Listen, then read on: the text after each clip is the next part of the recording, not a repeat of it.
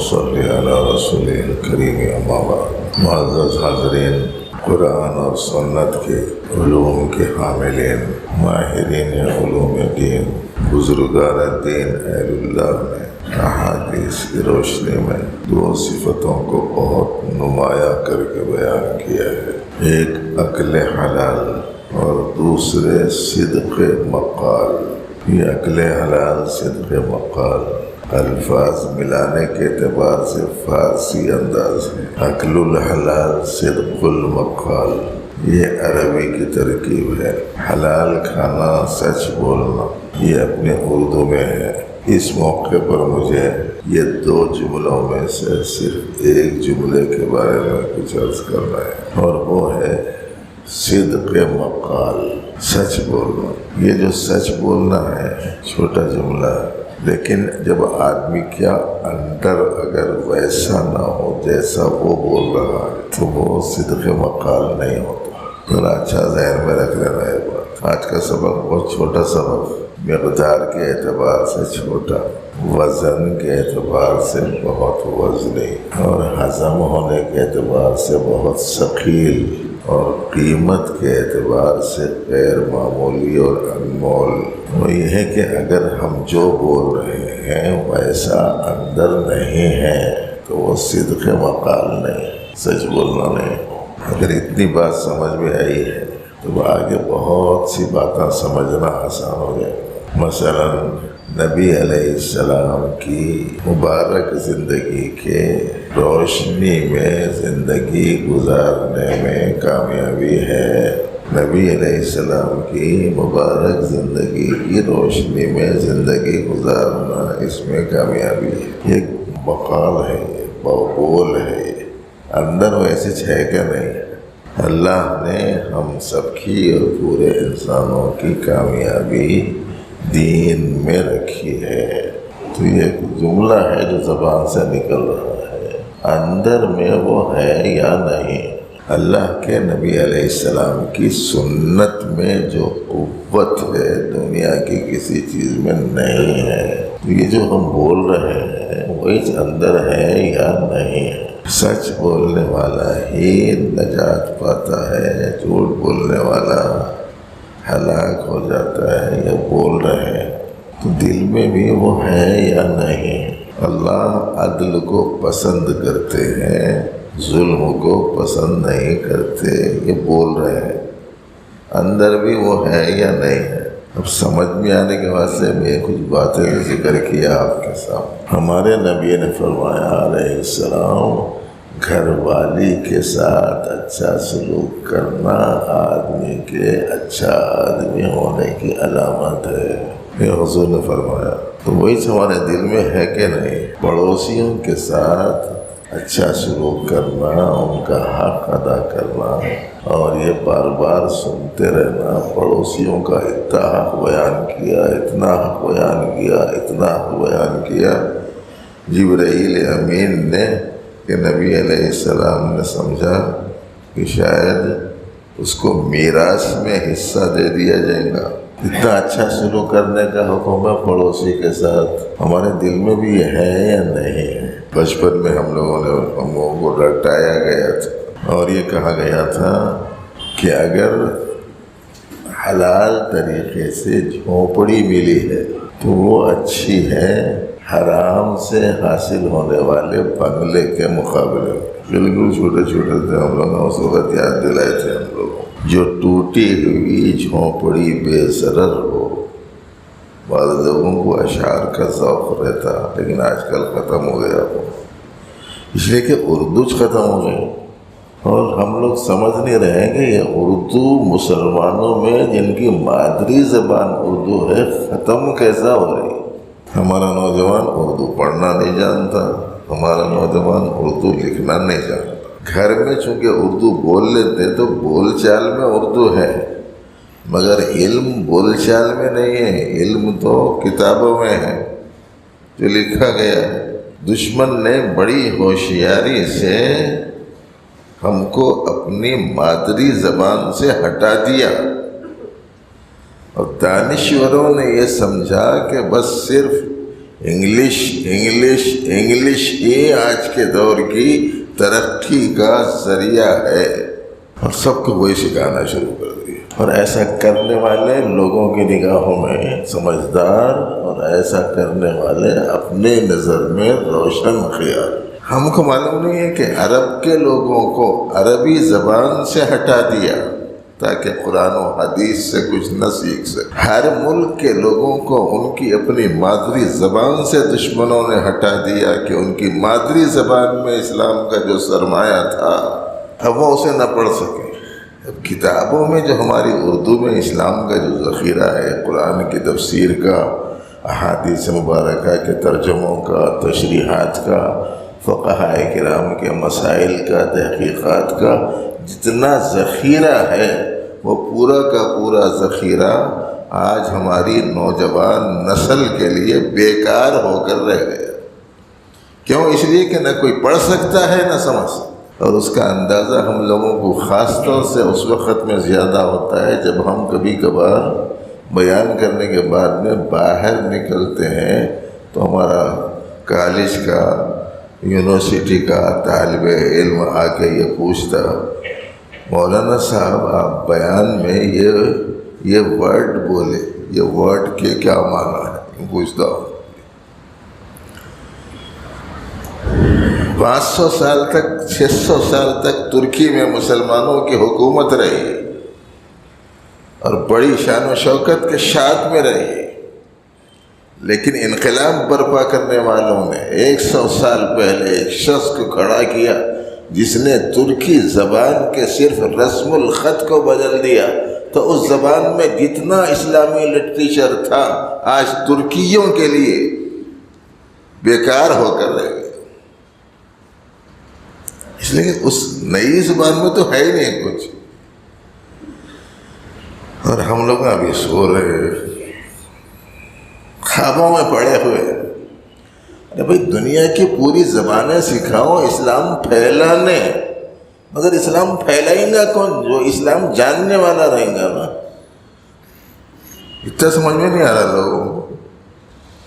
ساری زبانیں سیکھنا ہے، اس کی لوگ جو زبان جس جگہ چلتی ہے وہ تمام زبانیں سیکھنا ہے، مگر کائے کو سیکھنا ہے؟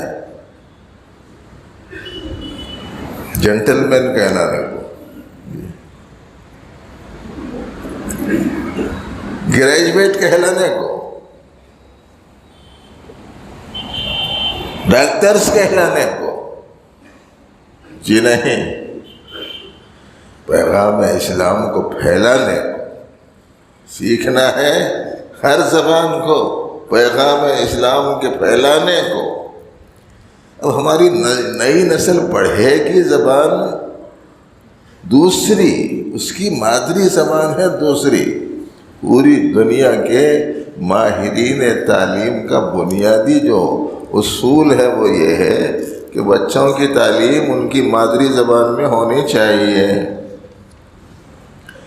اور جتنے یورپی ممالک ہیں ان ممالک میں وہاں آج بھی ان کی مادری زبان میں ہی پوری تعلیم ہے، لیکن بڑی ہوشیاری سے ان لوگوں نے ہماری اردو اور ہندی زبان کے ملک میں انگریزی تھوپ دی، بس یہ پڑھو یہ پڑھاؤ،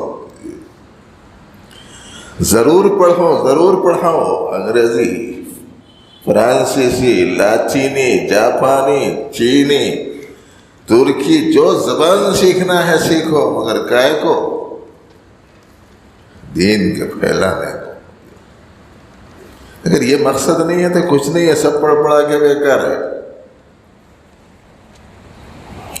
اگر یہ مقصد ہے تو پڑھے تھے، اور یہ مقصد نہیں ہے تو پڑھے تھے،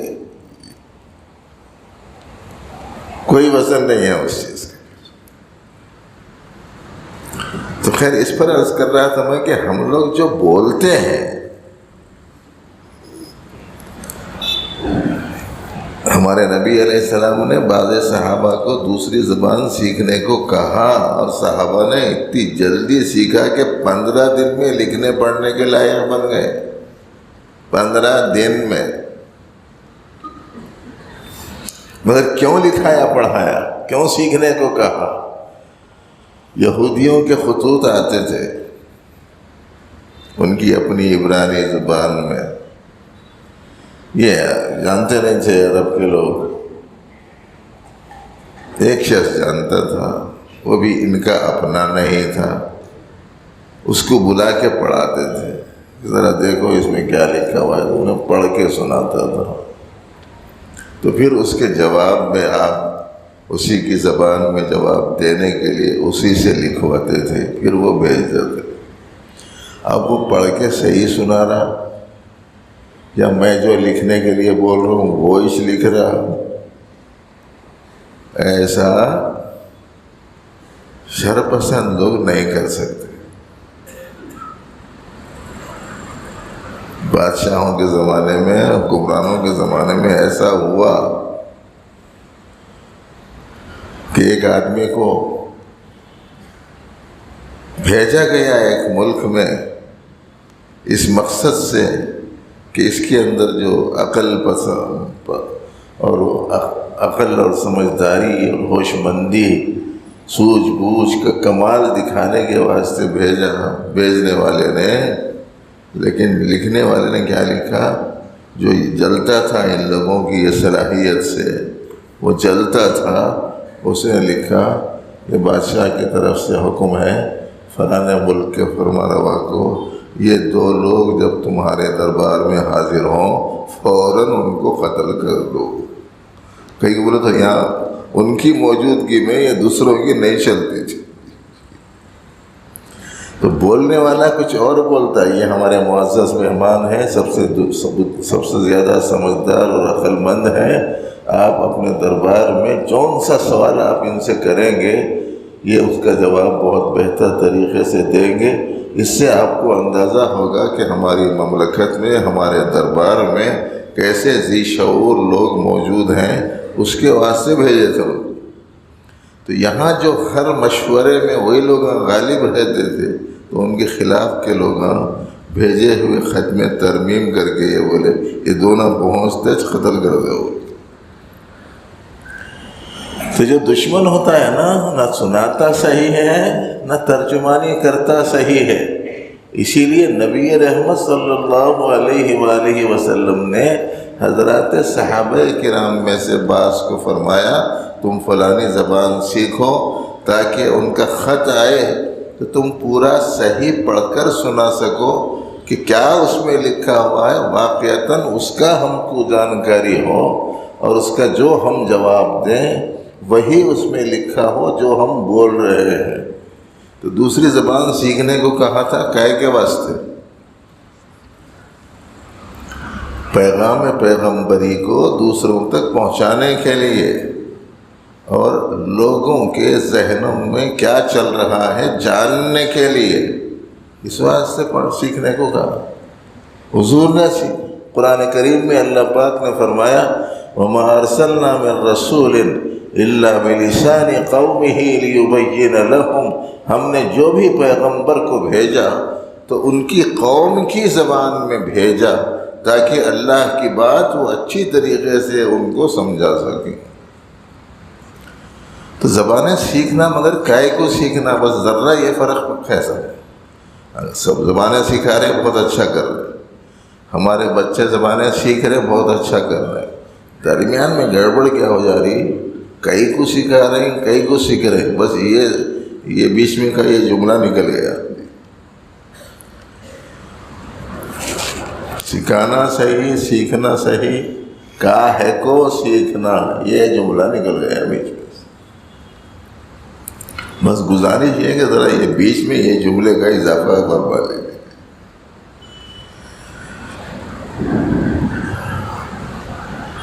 تو دوستو ہم جو بول رہے ہیں نا وہی دل میں ہے یا نہیں وہ ذرا دیکھ لیں۔ بیچ میں ایک دوسری بات آ گئی، سنا دیا میں نے، اس واسطے کہ ہمارے اردو اخبارات میں ہر ہفتہ اچھی باتوں کے مضامین آ رہے ہیں، سیرت کا مضمون آتا، تاریخ کا مضمون آتا، فلاں اسلام کا کو قبول کیا اس کا مضمون آتا، سوال جواب میں کیا صحیح ہے کیا غلط ہے وہ آتا، سیرت کا ازواج مطہرات اور صحابہ صحابیات کے حالات واقعات آتے، بزرگ والے دین کے تعلیمات آتے، مگر ہمارا بچہ کہاں پڑھتا؟ وہ تو کرانے کا لیے وہ لے کے بیٹھ جاتا۔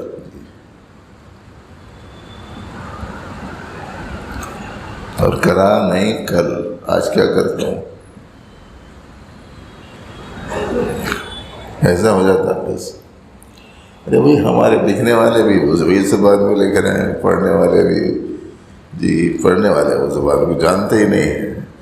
بہت سے لوگ ہوں گے مختلف زبانوں کے ماہرین ہیں، اللہ کے بندوں اچھی کتابوں سے انتخاب کر کے مضامین کو انگریزی میں، ہندی میں، تیلگو میں، کناڈی میں، مراٹھی میں اللہ کا پیغام عام کرنے کی کوشش تو کرو۔ ہمارے آج کل کے نوجوان بچے اچھا کوئی پیغام ڈالنے کے بجائے آج کل وہ سوشل میڈیا کیا کہتے ہیں میسیجز وغیرہ میں غیر ضروری قسم کے انہیں ایسا کرا کرتے، انہیں ویسا کرا کرتے، انہیں مرا کرتے، انہیں جیا کرتے، بولے اس سے کیا زندگیاں بننے والے ہیں۔ کوئی بات پھیلانا ہے تو خیر کی تو پھیلاؤ۔ خیر دوستوں، جو ہم بول رہے ہیں اس کے مطابق زندگی ہونا، تو اس کے بعد میں جو عرض کرنا ہے مجھے، یہاں تک تو تمہید تھی مگر ٹائم ختم ہو گیا، اور میری بھی غلطی ہے اس میں کہ میں بھی ذرا دیر سے پہنچ رہا ہوں، اور اس میں دیر سے پہنچنے میں بھی تھوڑا سا آپ حضرات کی بھی کرم فرمائی کو دخل ہے کہ یہی ٹائم میں آتے مسجد میں، اذان کب ہوتی ہے اور آتے کب ہوتے، پھر وقت پہ آ جائے کرو، انشاءاللہ بات بھی زیادہ سننے کو موقع ملے گا۔ ابھی کل میٹنگ ہوئی، ہمارے حیدرآباد کے مشہور علماء حضرات جمع ہوئے، اس میں یہ چیز طے ہوئی شادیاں آسان کرنا چاہیے۔ اچھا بتاؤ یہ نکاح آسان کرنا کس کا فرمان ہے؟ حیدرآباد کے مولویوں کی ٹیم کا ہے فرمان یا نبی علیہ السلام کا؟ نبی علیہ السلام کی بات کو ماننے میں کامیابی ہے، ان کو بولتے ہیں نہیں بولتے ہیں، وہ اس دل میں ہے نہیں ہے، وہ ہے مسئلہ سمجھنے کا۔ چار پیسے آتے ہی ایسی معتبری شروع کر دے رہے، کہاں کا اللہ، کہاں کا رسول، کہاں کا قرآن، کہاں کی حدیث، کہاں کے مولویاں اور کہاں کے امامہ، کہاں کے خطیبہ۔ وہ لوگوں کو کیا معلوم جی ہماری حالت کیا ہے، سو ہمارا حلقہ کیسا ہے، ہمارے اطراف و اکناف کے لوگ کیسے ہیں، ہمارے دوست و احباب کیسے ہیں۔ ایسی صورت میں ان کی بولے ایسا سنے تو اپنی حیثیت کیا رہ جاتی لوگوں میں، یوں بول رہے ہیں لوگوں کو۔ کامیابی اللہ کی باتوں میں، کامیابی اللہ کے رسول کی باتوں میں، کامیابی دین میں، کامیابی قرآن و سنت میں ہے نا۔ یہ جملے زبانوں پہ انہوں نے فرمایا بہترین نکاح وہ ہے جو آسانی سے ہو جائے، بغیر مشقت کے ہو جائے، بغیر خرچ کے ہو جائے۔ بہترین نکاح وہ ہے، یہ حضور نے فرمایا، بولے حضور کا ہر فرمان سر آنکھوں پر، دل میں نہیں، جیسے قرآن شریف ہے آج کل سر پر بھی ہے آنکھوں پر بھی ہے، دل میں ہے۔ پڑھنے کے بعد میں قرآن شریف لے کے آنکھوں کو لگا کے سر پہ رکھ کے وہاں رکھ دیتے، دل میں نہیں ہے قرآن شریف۔ بالکل یہی حال ہو گیا۔ اسراف اور فضول خرچی، غیر ضروری خرچ کرنا، اسراف کرنا، فضول خرچ کرنا اسلام میں حلال ہے کہ حرام ہے؟ حرام ہے نا۔ قرآن شریف میں ہے جو حلال جو اچھی چیزیں ہیں اللہ کے نبی اسے حلال کرتے ہیں، جو خراب چیزیں ہیں اللہ کے نبی ان کو حرام بتاتے ہیں۔ تو فضول خرچی اور اسراف حرام ہے۔ اس کا مطلب یہ ہے کہ یہ خراب چیز ہے، اور حضور کا فرمان 100% صحیح ہے۔ یہ بات ہم اپنی زبان سے جو نکالتے دل میں بھی وہی ہے کہ نہیں ہے؟ بس بھائیو اس واسطے اس کا خیال رکھیے کہ جو ہم کہہ رہے ہیں دین کی بات وہی ہمارے دل میں رہے، اور اسی کا اظہار ہماری اپنی زندگی سے۔ اللہ تعالیٰ توفیق عمل عطا فرمائے۔